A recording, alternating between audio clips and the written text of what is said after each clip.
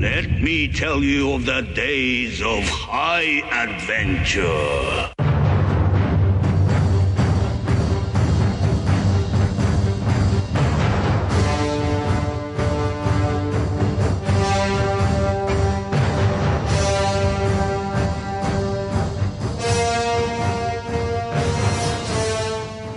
Hi, I'm Kevin. And I'm John. And this is 6 Degrees of Schwarzenegger, the podcast where we take a long, hard look back at some of our favorite action movies from the era of Arnold.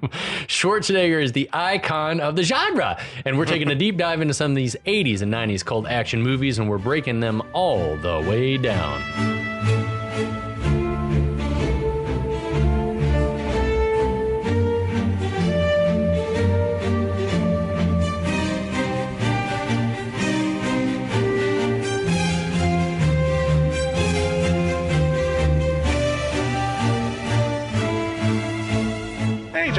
Hey, Kevin.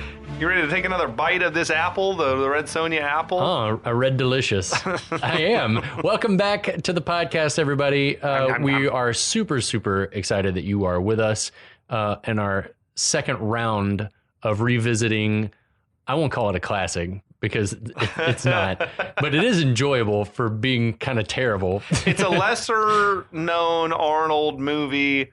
It's one of the few times that he's not like front and center, the central character, I guess, right? It really is. It's like, how many times can you think of Arnold being a supporting character? I mean, he was barely in Terminator. Right.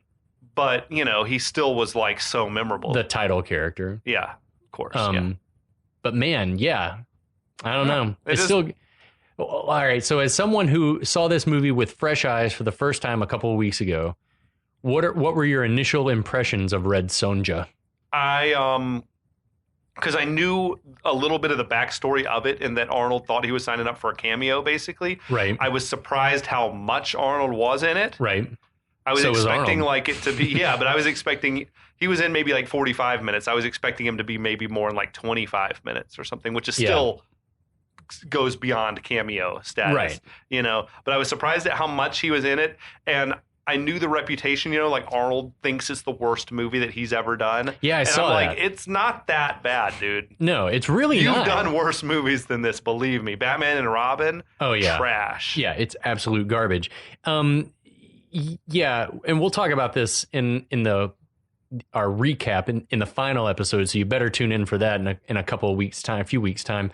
For as much as it got panned, it's not the worst thing that happened in 1985. It's really no worse. It's no worse than Conan the Destroyer. Right. Which I also, there's a soft spot in my heart for that movie. Okay. Yeah. It's you know, Conan the Barbarian, you can look at and say, this is an objectively a good movie. Yeah. I feel like it was the one and only probably good Barbarian movie. And then all the others were sort of just like, Conan and Beastmaster. There was like Dragon Slayer. There was a bunch of weird ones that came out. The Barbarian Twins. I think like, you know, but do they none solve of them, mysteries, the Barbarian Twins? I don't know. Yeah, that should have been. Would have been awesome. Yeah. But no, it's just, I was shocked at how watchable it was. Yeah. Right? That's what I'll say. It's extremely watchable. Yeah, for as shitty as the performances were and clunky as some of the dialogue was, the set design, the costume design, the look and feel of the movie, the score, like covered up a multitude of sins, I guess, and made it watchable. This was, I feel like the last cries of this was like the death throes, right, of the barbarian genre. I think definitely. Like it had sort of jumped the shark. I feel like He-Man the cartoon was still like off the hook at that time, I think. Yeah, but the movies had been sort of like they had peaked and fallen off just that quickly. Yeah, as far as a subset of the sword and sorcery genre, barbarian things were on the way out. Sword and sorcery, of course, lived on. I mean, I really do. It's like things like this owe their popularity to like RPGs, like Dungeons and Dragons and stuff like that. They like perpetuated. And there's mad like Lord of the Rings themes and stuff throughout the movie. You know, big time borrowing, like destroy the thing in the fire. Like, totally. Yeah, exactly. So I guess I should get people caught up on what the hell happened in the first chapter. So the movie opens up saying that this is the story of how the legend of Red Sonja began.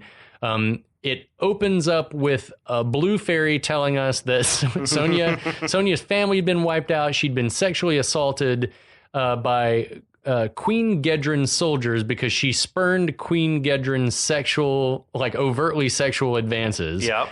And the blue fairy... How much time do we think has passed from when that happened to the main story picking up? It has to have been enough time. I would say years. Sonja to dedicate herself to revenge and turning herself into a killing machine. I would say that Sonja probably would have been in her teens, mid to late teens when the bad stuff happened with Gedren. And now she's maybe mid-20s. And now she's early to mid-20s supposed to be. Brigitte was 21, which is insanely young. Well, but that makes sense to me as far as the action. So maybe that's how old Sonja is. But 2, 3, 4 years later, maybe. Right. Okay. So the movie opens up after that. Yeah. So it explains that she's going to be like a badass. The blue fairy gives her the spirit of vengeance and tells her that her sword arm is going to be all powerful and yada, yada, yada. And so then we see Schwarzenegger, Kalidor running across the plain, trying to get to somewhere we think is this cone-shaped temple where some priestesses and female temple guard are getting down on a ceremony to bury the talisman that was the tool that the high god of gods used to create the world. Yeah, it's apparently. I guess, a world maker or world destroyer type MacGuffin. Wouldn't you know it, right as they're getting ready to bury the thing in darkness and suck all of its power out, Gedren and her crew roll up, kill everybody, take the thing. Gedren informs us that the thing has the power to destroy worlds if you give it enough juice, and steals it. Only women can touch it. Only women can touch it, that's right. And fortunately, redheaded Varna, who is one of the temple guard, the lead temple guard, escapes. And as she's escaping, she's mortally wounded, but she manages to tell Kalidor everything that's happened and says, we got to go find my sister. I know where she's at. And that's where we pick up. Absolutely. So, we pick up somewhere else in this world, I guess. There's an arena. 2 individuals are sparring with each other inside as an old grandmaster is looking on, seems to be judging the contest. Yeah, all the soldiers sitting around watching and gesturing to each other as they're watching this thing go on. The arena itself looked legit ancient, it might be an old Roman, Coliseum or training arena. I wondered, and I didn't do due diligence to look up and see if that was if there was very little on IMDb about the locations, that it was all filmed in Italy. Maybe they kept it a secret so they wouldn't get in trouble. Historical landmarks or whatever. But and there's also this giant sort of sitting / squatting statue over the doors. Fucker looked like he was sitting on a toilet or something. Right, taking a dookie. Basically, you got to pass under this dude's grundle to get in. But we see that it's Red Sonja who's whipping all this ass on this guy. One thing I'll say about this movie, I mentioned before, they didn't skimp on the costumes and stuff. This crew at the arena has got a whole unique, different look, a different aesthetic. Every single people group en masse that you see in this movie has a unique aesthetic. Yeah. It's sort of akin to watching Lord of the Rings, how much Weta put into creating elf costumes and orc costumes and dwarf costumes. I mean, it's everyone is identifiably part of a different tribe or culture. Right. Now, these dudes did look like they were wearing birdhouses on their head, I thought. But, totally. But at least they had a different look. The Grandmaster tells Red Sonja there's nothing more for her to learn, that she has become the master of the master. Right. That dude's costume also was amazing. Yeah, I love when she knocks dude out, that all the other dudes are banging their swords on their chest plates, they have unique customs. And shit. To congratulate her on her cool win. Was all that the white fur or whatever, was that supposed to be that dude's hair, the Grandmaster's hair, or was it fur? Do you know what I'm talking about? Yeah. Sort of looked like that dude from Masters of the Universe with the big white mullet. Karg. Yeah, Karg. Yeah, it looked like Karg. I think that it's probably supposed to be decorative, like a headdress or something like that. But her opponent, Red Sonja's opponent, tries to hug her in congratulations. Which is weird because I don't think that would happen anyway. She pulls back in confusion. Yeah. The Grandmaster, this gets weird. The Grandmaster tells her she must learn to love men more. that they're not all evil. He's like on some, like, this is kind of problematic, and he's like rocking some, like, not all men shit. You know? Yeah. It was just odd. You don't know his heart. So Sonja says, well, we each must judge by our own experience, which is fair enough, right? He says that her hatred of men could be her downfall. And she says, well, she doesn't hate all men. Then the Grandmaster sort of makes a pass at her. It's like, well, if I was 30 years younger... And it's like, okay, creepy, dude. It didn't come off quite as. It kind of came off as sort of endearing. Like if I could still get it up, maybe, but I can't now. So I'm no threat to you. So he leads her away and says, a great swordsman must have a great sword. Ebert derided that line because swordsman. Well, no, she said, no shit. Like, of course a great swordsman needs a great sword, you dumbass. Like, he was like, that line sucks. So they wander over to the forge where this blacksmith is like making swords and shit. I want a sword.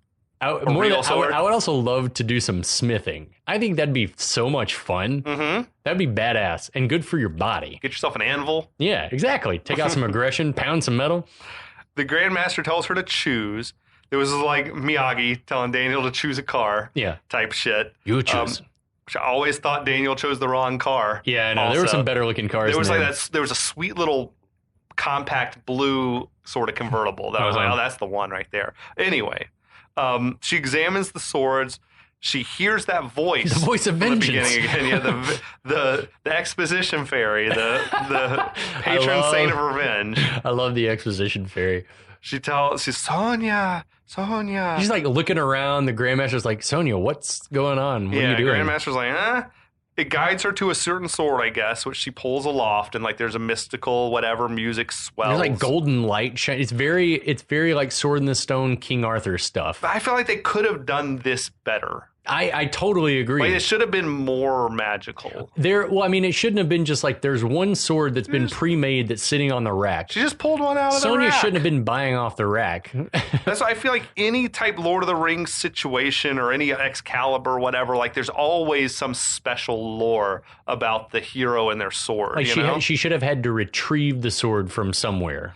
Or I would have even been happier if like she hears the voice calling and she went to like the corner and there was one wrapped up in cloth and she, takes this one that you couldn't even see.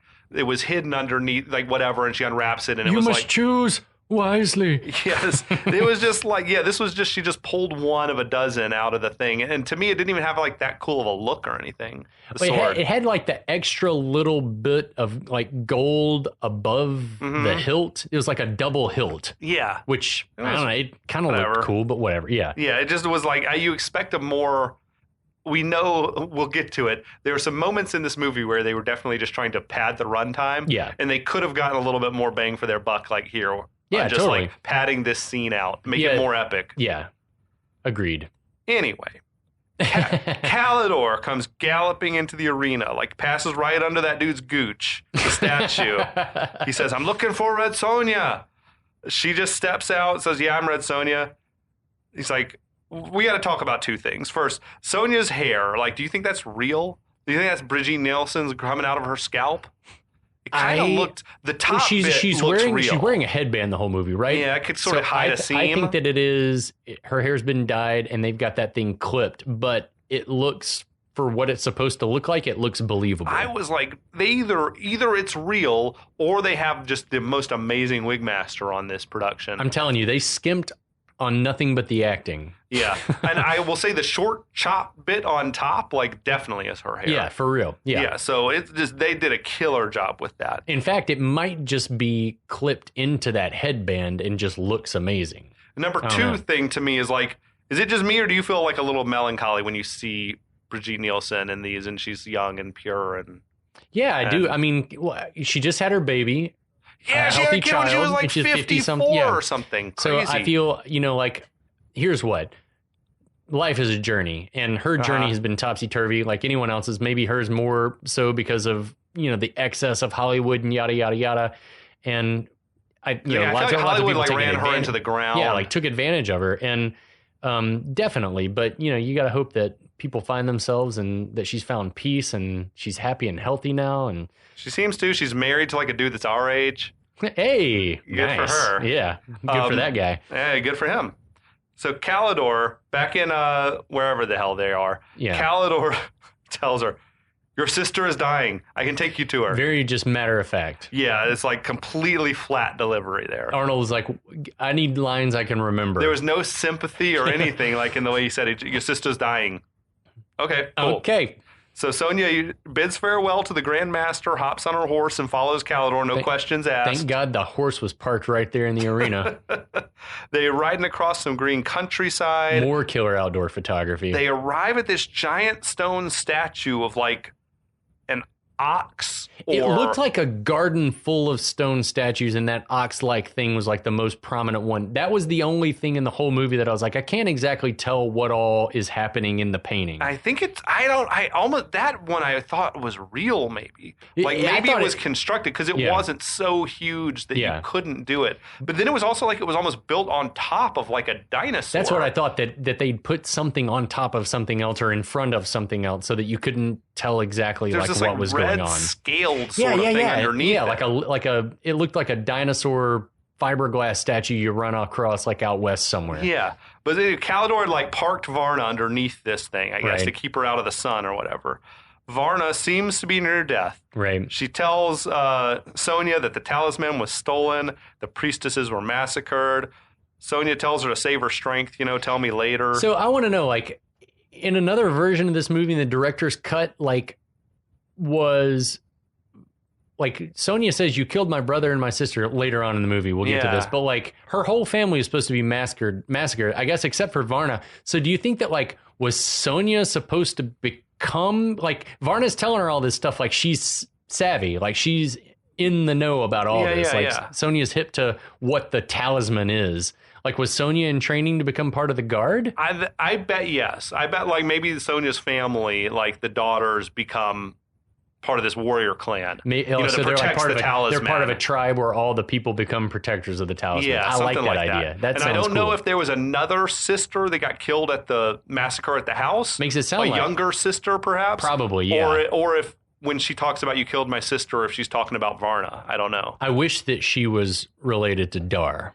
I wish they were from the same tribe. Yes, the Beastmaster. That would have been so cool. Himself. But anyway, so that makes this make more sense now, like thinking about it in retrospect, because Varna's just rattling all this stuff out like Varna probably trained with the Grand Master before she went and joined the, maybe like that's just how their family was. There's a whole level of world building. Yeah, you could have made a longer movie. And like you go to the Grand Master to train to become temple guard or whatever the fuck. Totally. That would have made way more sense. I'm way into it. Dino, god damn it. Anyway, sorry. So Varna tells Sonja there's no time. Look, the talisman has terrible power. In 13 days, it could destroy the whole earth with storms and earthquakes. Very specific. Yeah. Why would Gedren want to destroy the world? I think she thinks she can control it. Oh, she seems crazy. That makes sense. Yeah. I think she thinks I'm going to use it to conquer the world. Like maybe she doesn't know how unstable it is right now. Weaponize the talisman. That's what I was getting from it. It's sort of like it's like the Ring of Power, to be honest. Because they were just saying like nothing you can do is going to stop it from. Yeah, exactly. Like the Ring of Power. Like nothing you can do is going to stop it from being absolutely evil. Like it must be destroyed because it's going to corrupt whoever's near it, sort of thing. Like, how do you get it to create? I don't know. It's weird. They don't do a lot. They don't never tell us really how it works, right? How does I don't know. So only God can use the thing to create the world, but then once he's done creating, it just is like a reverse. It's like a vacuum. It has only the power to destroy. Okay. All right. I don't know. But Kalidor... They're talking about the Earth ending. Kalidor's looking on with moderate interest. He's like sort of concerned, halfway bored. Mostly like he doesn't get. It's like, what is happening? What are you talking about? If I'm hearing that the Earth is going to end in 13 days, I'd be a little intrigued. I heard a good deal about a Dark Lord talking about the end of the world. So Varna makes Sonja swear that she'll destroy the talisman by sending it into darkness, right? Because it gets its power from the light. Again, it needs to. In case you didn't hear it the first time. See, maybe if you put it in darkness, it would like become more stable or something too. Like you could maybe keep it in darkness for a few years and then it would become something more controllable. I don't know. Interesting. So if you kept it in a really shady room, then maybe you could like grow some plants. Yes. But it is one of those things. It's like, what is the point? These priestesses should have destroyed this thing a long time ago. If ultimately it's going to become a thing that could destroy the world, what's the point of keeping it until there's like 2 weeks to go? Yeah. I think that it's like sort of like a leaking nuclear reactor. We hope that it's going to be stable, but becoming more unstable. But you get what's his name? What's the dude's name from Lord of the Rings? Cast it into the fire. No. Who is that dude? Isildur. Yeah, like once you're holding it. Yeah, it's like, then I want to keep this. I want to keep it. Like, because it's... No, I want a nuclear bomb too. But, so yeah, Sonya, this movie is about nuclear proliferation. It's the Cold War parable. Yeah, I don't know. Sonya swears she'll destroy the talisman. She wants to know who took it. Varna says she doesn't know. It was a woman with a gold mask and a bunch of soldiers. Sonya pleads for more information, but Varna has died. And she just like dramatically expires. Oh, not even dramatically, just like eyes open. This is where Kalidor leans in real slow, touches Sonya on the shoulder, and says, "She's dead." Like, thanks. I hadn't realized that. And the living have work to do. The living have work to do. The worst bedside manner ever from Kalidor. She's dead. Like, no, I have a front row seat. Your sister's dying. I can take you to her. Whoa, what? Oh, okay. So Sonya pulls away from Kalidor, says it's no concern of his. She wants to know who he is. Kalidor introduces himself. I befriended your sister, remember? Again, like kind of asshole-ish. Yeah. I befriended your sister, remember? I'm a friend of yours too. It's like just kind of snarky, like to someone whose sister literally just died in front of them. Yeah. It's like, yeah, I don't know. A little softer touch will get you further, buddy. He's not a Tinder. He doesn't have his Tinder side up yet. Sonya says that Kalidor will be rewarded for what he's done for Varna. How? How does she know that? She doesn't have any money to give him, I don't think. Kalidor says, I'm no mercenary. And when I'm owed something, I take it. It's like, okay, that's some problematic shit. That's some creepy fuck. Okay, Alpha as hell, but like that's a problem. Kalidor walks off in a huff, and Sonya's crying over the corpse of Varna. Yeah, like, okay, this is all very, okay. Kalidor's like made it about himself now. Yeah, no, it's like, but what about my feelings? So later that night, Sonya's burning Varna on a pyre, which was definitely like the preferred method of disposing of bodies back in the Hyborian age or whatever the fuck. There's like this supernatural looking lightning storm that's happening off in the distance. Right. Looks very localized. Yes. I think, so Sonya interprets this as like someone's using the talisman over there. She asks Kalidor what's in that direction. He says it's the city of Hablok. That great city. Yeah. It's a great city. So Sonya mounts up, says she's going to Hablok. Kalidor says, well, I'll come with you. She doesn't seem to want his help. It's none of your business, and neither am I. You may be wrong on both counts. I know you're a brave girl, but danger is my trade. What? It's more than a little patronizing, brave girl. Okay. It's a weird thing to say. But also... She's not a girl. She's not yet a woman. Britney Spears. Just a girl, not yet a woman. But also, dude, if you got something to say, then say it, Kalidor. Yeah, like, you're going to need my help because you're a woman. And it's like... Or we interpret that he's got a secret that he doesn't want to let her in on. But also, we've already established we live in a world. This is a world where women are badasses. Kalidor knows this, so why would he be so patronizing? Because she hasn't graduated to Temple Guard school? Yeah, I don't know. Like, what's the deal? Like, he knows that women are badasses. Yeah, his character is a strange enigma in this movie. Agreed. But I like how she like turns to ride. He like grabs the horse's harness. Yeah. Like stops her. It's like, even that move is like... real pushy. Yeah. So she insists that she doesn't need any man's help, and she goes riding off towards that lightning storm. Elsewhere, a young Prince Tarn, that's Eddie Reyes Jr., and his slave Falkon, played by Paul L. Smith, they're engaged in some type of bullshit, like around the ruins of this colossal old statue. Yeah. This is a weird intro to two characters who we have never seen before. Right. So, yeah, like Tiny Tarn, this little boy standing out on the fingertips of this giant stone hand that's like perched on the edge of this, balanced, precariously, and this dude Falcon or whatever is like on the wrist end, like trying to keep it steady. How did they wind up in this predicament? Why is he out on the why are you out on the fingers, asshole?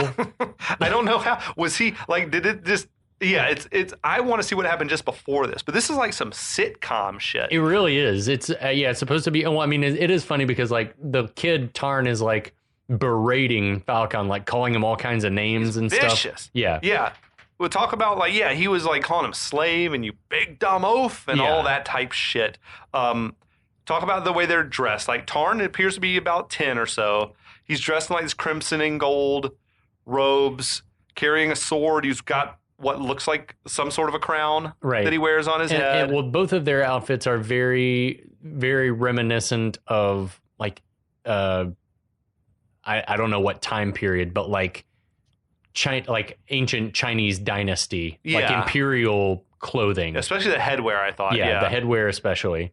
And then Falcon is, he's dressed in the same colors. He's carrying like 5 throwing knives across his chest. He's a big, hefty dude. He carries this massive bone on his hip, like a bone weapon. I don't know what kind of animal it came from. It's like a femur of something. Something huge. Something bigger than a horse. Yeah, exactly. I was a caveman one time for Halloween, and I had something similar, like a big plastic bone that I was just like, that just reminded me of that. And I was like, oh, that's totally cool. So Tarn is relentlessly berating Falcon as Sonja arrives. Falcon's like a better man than me because I would have just dumped this little kid in the mud. He's like, he's supposedly above a pit of like boiling mud. Yeah, so like Falcon like steadies this giant stone hand, which would be no mean feat, and then tells Tarn to come to him, and then Tarn yells back, "Don't give me orders, slave, or I'll have you hung by your heels." I'm like, fucking let him die. Just like let him go. Just tip that hand in. Just push it up and let it slide down. Absolutely, man. So Sonja arrives, tells Tarn to hold steady. She calls him boy, which pisses him off. Yeah, this really pisses me off to no end. Sonja helps rotate the giant hand around to where Tarn can hop off to safety. But now Falcon is like dangling over the boiling mud. She struggles to keep the hand balanced while Falcon sort of like awkwardly and humorously clambers his way off. It's like clearly the comic relief has arrived. So does this not paint the picture that Sonja is also very strong? I don't care what kind of a fulcrum that hand is on. It weighs several tons. It would have to be balanced perfectly for her to be able to effortlessly sort of. So so I think she is stronger than your average human. Stronger than the average man. So Tarn orders Falcon to give Sonja a reward for helping her and inform her who I am. He says, "His Royal Highness, the Prince Tarn, great Lord of Hablok, keeper of the spotless throne, great elephant who fertilizes the world with his..." And he starts to mouth the word shit. Tarn said, "I told you not to say that. Do it again and I'll have you impaled."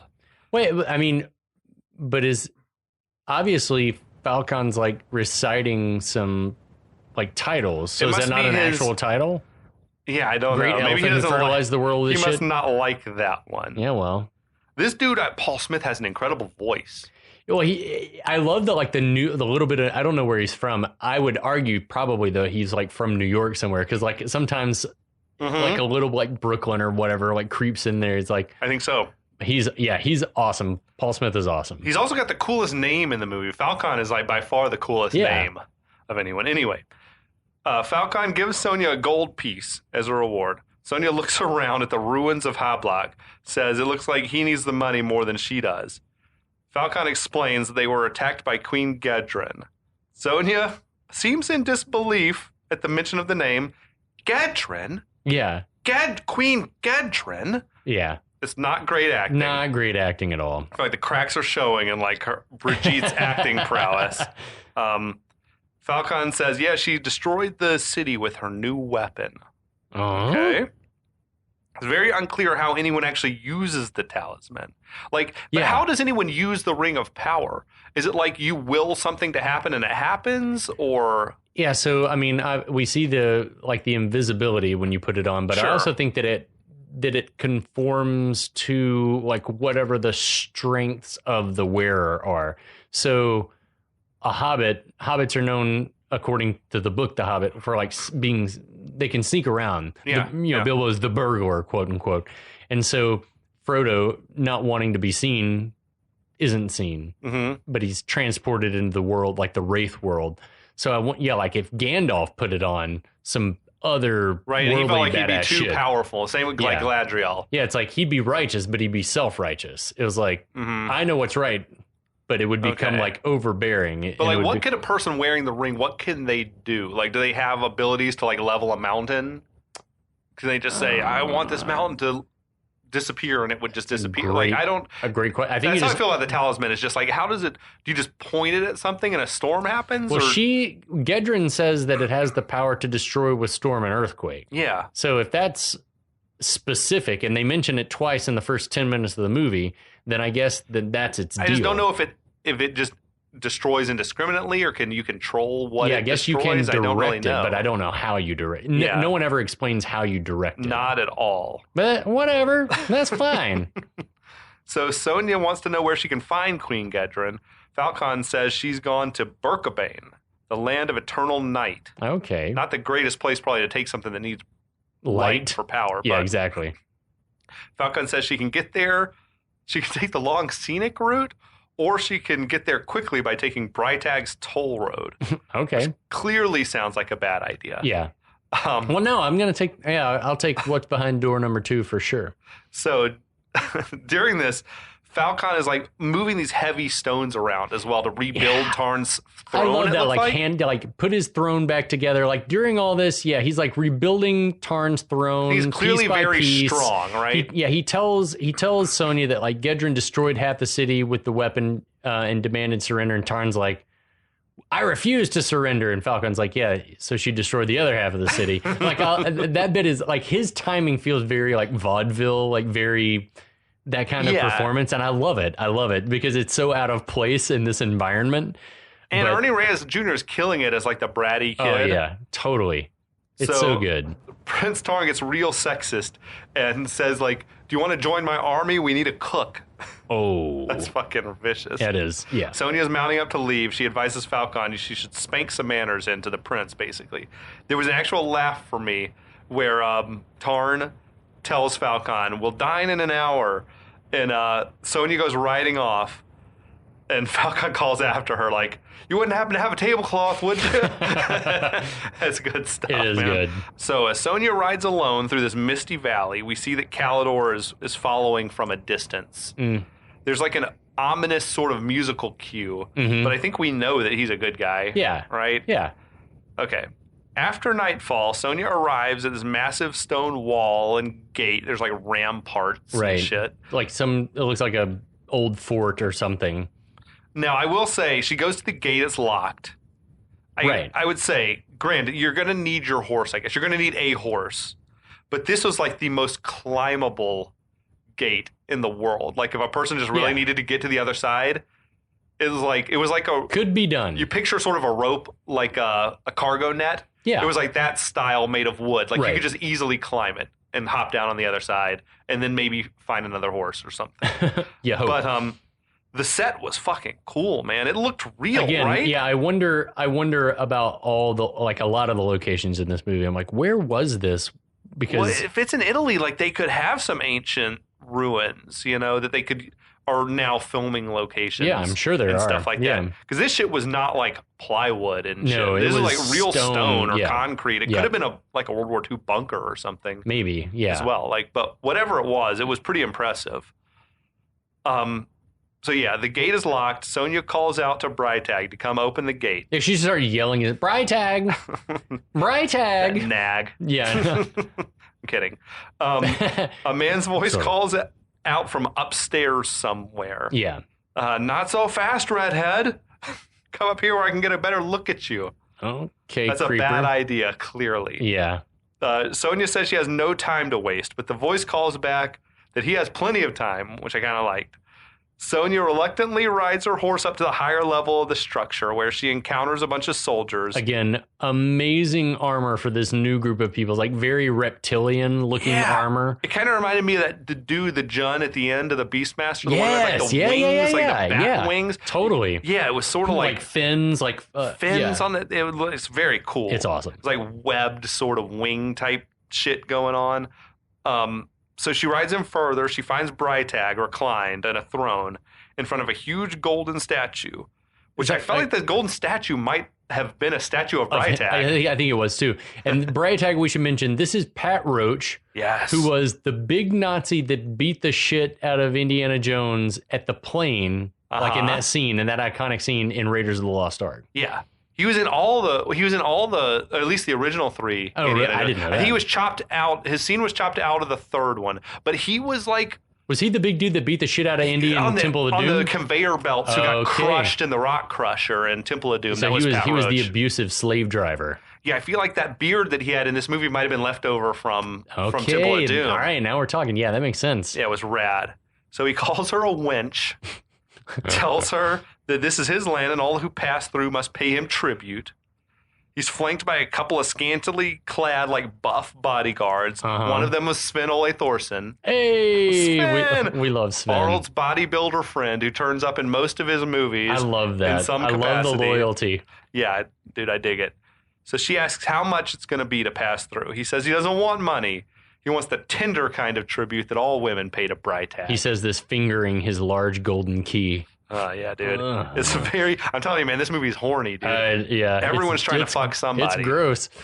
So I think this movie was way ahead of its time, though, in some ways, like depicting how unfriendly the world is to women. Yeah. Like, oh, yeah, men pay me money. Like, women have to fuck me to pass through. It's gross, dude.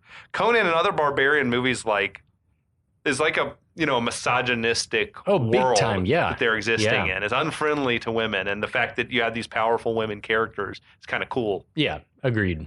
So she hops off her horse, draws her sword, asks, well, what if I refuse, and instead I just slice open your fat belly?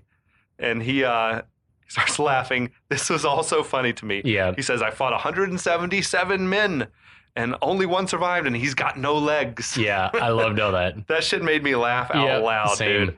dude. She asks, well, once I've killed you, are your soldiers going to let me leave unharmed?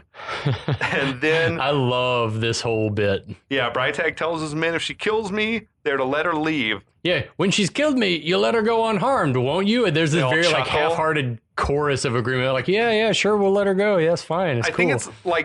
I think it's the insincerity comes that he just doesn't see losing to her as like a possibility. But also all those guys are like, yeah, totally sure, cool. We'll let her leave. Yeah, wink. Totally wink, nudge, sign them all.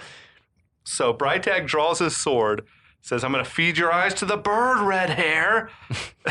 She's fixated.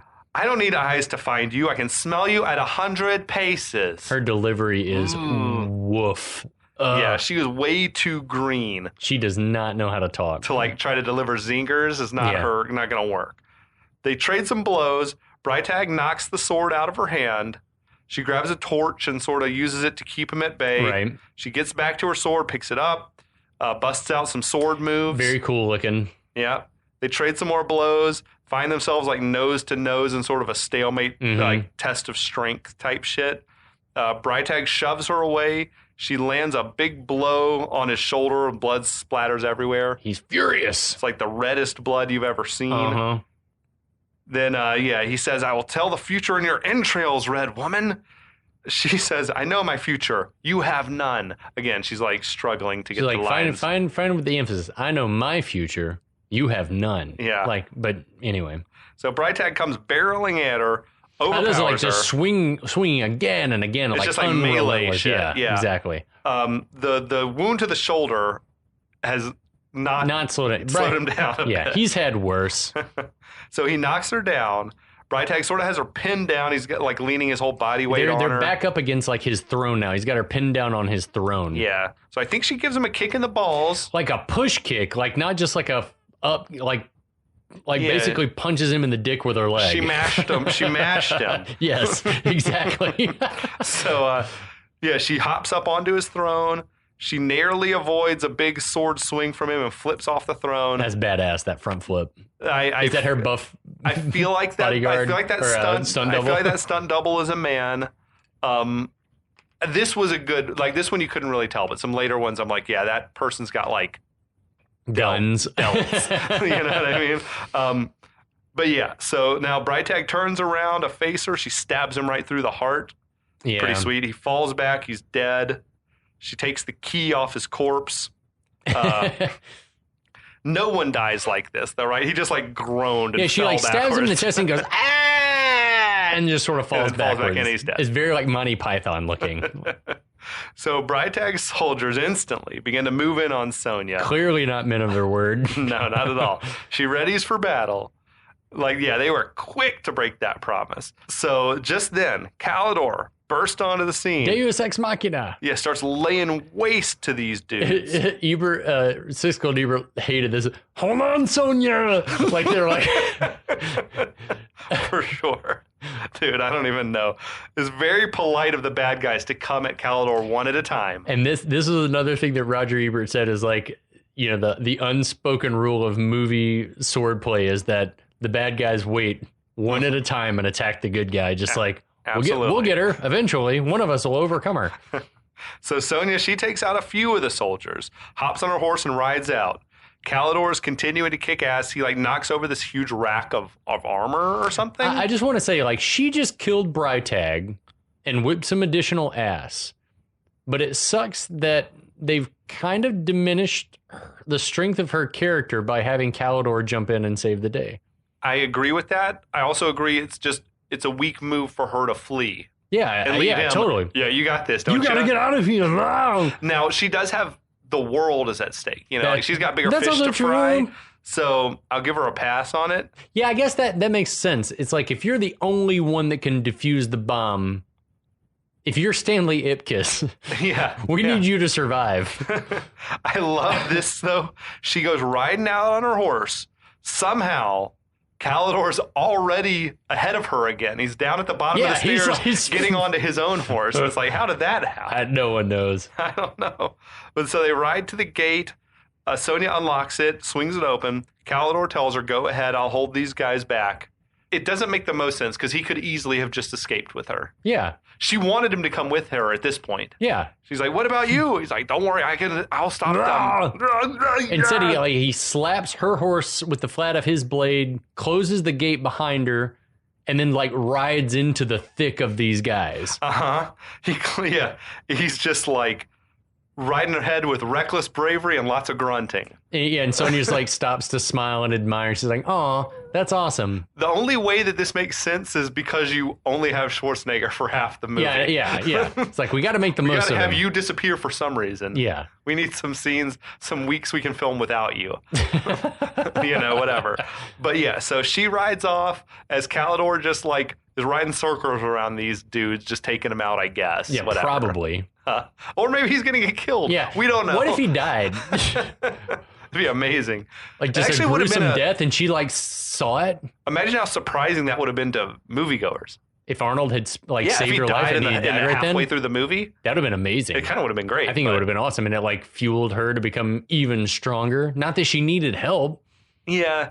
Like we sort of established her superhuman strength and then we never revisited it again in the whole movie. No, she never does like a real feat of strength again. No, he's always helping her. But anyway, we'll talk about that later. Yeah, I think we've reached the end of this chapter. Unfortunately. Yeah, we'll be back. There's so much more that's going to happen before the world either ends or doesn't end. So, check back in with us in a week's time. Yeah, find us on our feed. Find us on the Last of the Action Heroes podcast network, if that's where you're listening. And we will be back.